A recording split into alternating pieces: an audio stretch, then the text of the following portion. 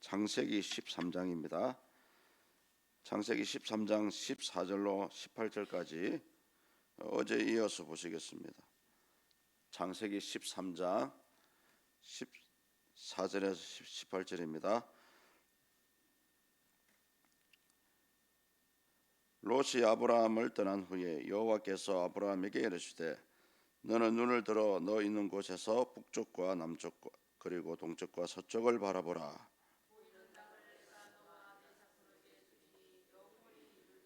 내가 내 자손이 땅이 티끌 같게 하리니 사람이 땅의 티끌을 능히 셀 수 있을진데 내 자손도 세리라.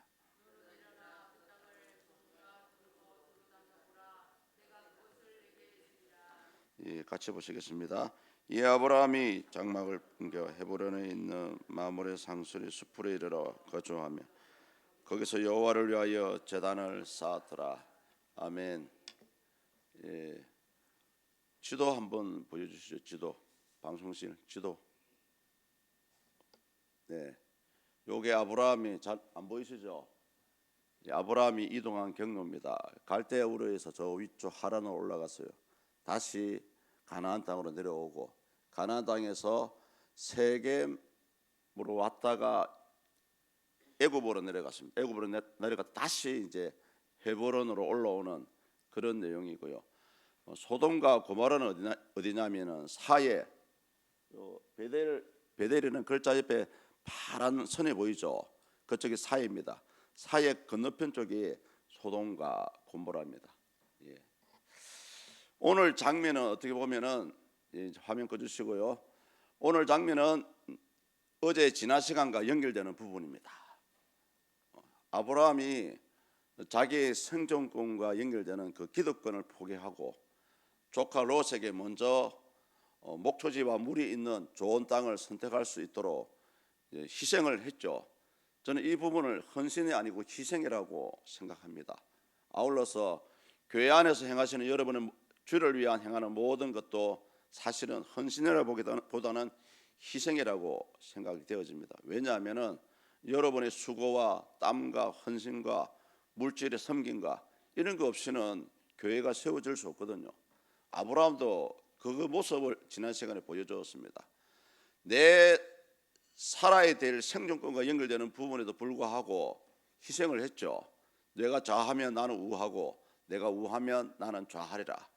그래서 성경이 보기 좋게 우리가 좋은 문구로 소개하기 위해서 보여준 내용이 아닙니다.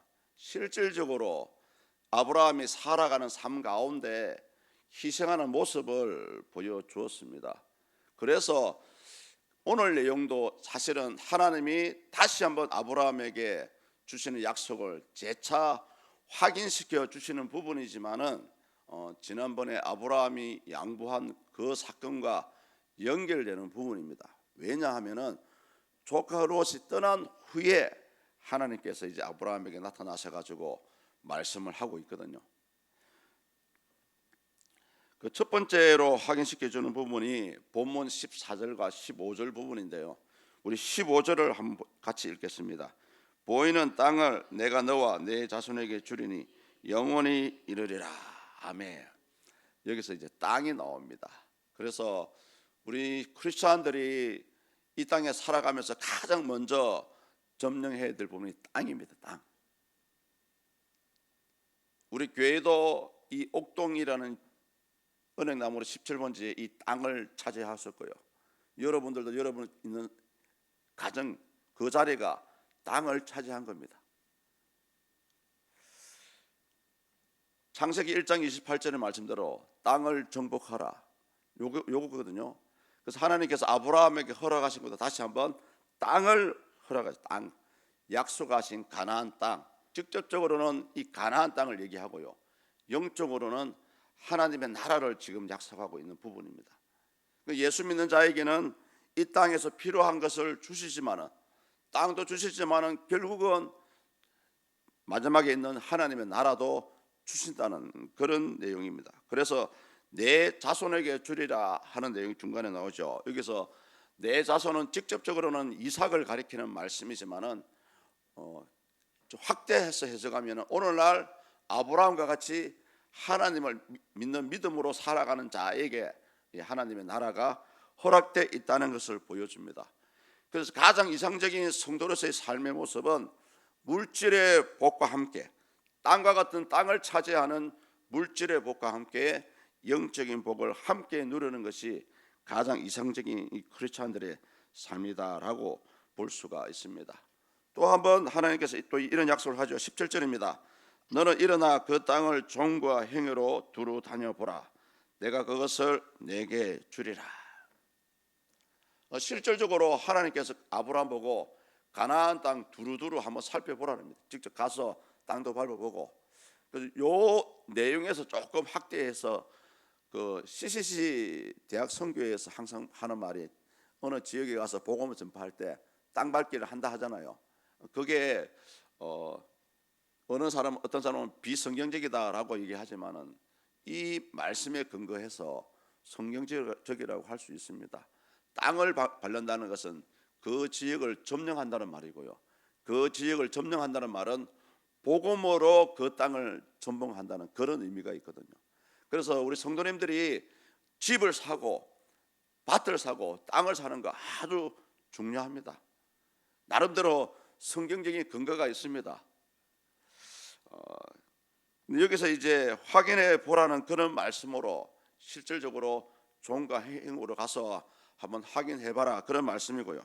아울러서는 하나님께서 아브라함에게 주실 땅이 눈에 보이는 거는 우리 한계가 있지 않습니까? 사람 눈에는. 그런데 생각보다는 눈에 보이지 않는 부분까지도 허락되어 있다는 그런 의미로 이 말씀을 하셨다라고 할 수가 있습니다. 여러분 이 부분에서 우리가 한번 생각해 보아야 될 게 뭐냐 하면 왜 하필 하나님은 롯이 떠나가고 나타나셨을까? 한번 생각해 보십시오. 왜 하나님은 하필 롯이 떠나가고 아브라함에게만 나타나셨을까? 이상하지 않습니까? 롯도 하나님을 믿었던 사람입니다. 이거는 지난 시간에 아브라함의 행동과 연결된 부분입니다. 내거 하나님께서 나에게 주신 거 건강, 물질, 자녀들, 또 가정, 직장, 사업장 사실은 생각 외로 남에게 양보하는 것이 쉽지 않습니다. 아브라함이 지난 시간에 보여주던 행동은 자기의 가장 소중한 부분을 양보한 것이라고 볼 수가 있어요. 그래서 하나님께서 그 모습을 보시고 아브라함에게 이 약속을 한 번 더 허락해 주셨다라고 한편으로 생각을 해볼 수가 있습니다. 그래서 우리 이 부분을 통해서 우리 성도들이 하나님을 잘 섬겨서 땅의 풍성한 복, 하늘의 또 귀한 복을 누리는 것도 가장 중요합니다만은 더 중요한 것은 주신 것, 받은 것을 어떻게 사용하느냐라고 생각하는 이 부분이 더 중요하다라고 생각이 되어집니다. 그래서 어쩌면 아브라함이 그 믿음으로 양보한 그 모습에서 우리 성도님들이 어떻게 살아가야 될 것인지를 우리에게 보여주고 있다라고 생각이 됩니다. 많은 분들은 뭐 돌아가실 때 대부분 자녀에게 재산을 상속을 많이 하더라고요. 우리 성도님들은 그냥 제 개인적인 소견입니다만은 오히려 자녀에게는 믿음만 확실한 믿음만 계승해 주면은 하나님께서 그 믿음을 통해서 충분히 그 자녀의 살아갈 부분을 채워 주십니다. 그렇다면은 미국 사람들은 죽을 때 사회에 기부를 많이 하지 않습니까? 교회에도 기부도 많이 하고요. 근데 유독 우리 한국 사람들만 이 기부하는데 인색하다고 이렇게 평가가 나와 있습니다. 물론 통계적으로 뭐 다른 종파에 비교해서 뭐 불교나 캐톨릭이나 비교해서 우리 기독교가 월등히 이 다른 종파에 비해서 한 2배 이상 많이 헌신을 하고 있습니다. 통계적으로. 그래서 우리 성도님들도 사실은 가지고 있는 것이 있다면은 진짜 하나님 나라와 영광을 위해서 그런 어떤 헌신 아닌 희생 이런 것이 좀 필요하다라고 생각이 되어집니다. 물론 물질이 없는 사람은 몸으로 헌신하면 됩니다. 새벽마다 나와서 하나님 제 평생 남은 삶 이 새벽 이 자리에 내가 지킴으로 하나님께 헌신합니다. 충분합니다. 제가 예를 들어서 그렇게 설명을 드렸고요. 성도님들, 이 아침에 기도하는 것도 마찬가지입니다. 내 뜻대로 되어지는 것은 하나님의 뜻이 절대 아닙니다. 내 생각대로 구하는 것은 절대 하나님이 생각하는 부분과 틀립니다. 오히려 하나님이 원하시는 대로 이 교회가 흘러가고, 하나님이 원하시는 대로 후임 목사가 세워지고, 하나님이 원하시는 대로 모든 일정이 흘러가게 해달라고 기도하는 것이 가장 합당한 그런 기도의 삶이라고 생각이 되어집니다. 이 아침 기도하실 때 이 아브라함의 헌신에 대해서 한번 생각해 보시고요. 그 헌신에 대한 결과는 충분히 하나님께서 갚아주신다는 것을 우리에게 이 본문이 보여주고 있습니다.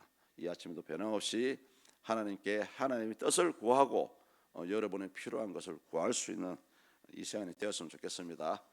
하나님 아버지, 감사합니다. 이 새벽에도 불러주시고 아버지, 우리 한 사람 한 사람 주님의 나라와 몸된 교회를 걱정하며 염려하는 가운데 주님 앞에 나아갑니다. 하나님 역사하여 주시옵소서. 사람의 뜻과 생각이 아니라 하나님의 선하신 뜻대로 우리의 가정이, 또 우리 섬기는 이 교회가 나아가고 흘러갈 수 있도록 하나님 간섭하시고 역사하여 주시옵소서. 또 이 아침에 믿음으로 구할 때에 하나님 하늘 문을 열어주시고 우리 간구하시는 성도님들의 기도의 소원들이 온전히 하늘에 연락되게 하시고, 또 기도의 문이 활짝 열려서 하나님을 만나는 귀한 이 시간 될 수 있도록 역사하여 주시옵소서. 교회가 이제 한 마음과 한 뜻을 가지고 함께 기도하기를 원합니다. 아버지, 이때까지 잘 해왔습니다. 아버지, 이 기도가 필요한 이때에 다시 한번 우리 온 성도님들이 힘을 내어서 함께 기도하게 하여 주시옵소서.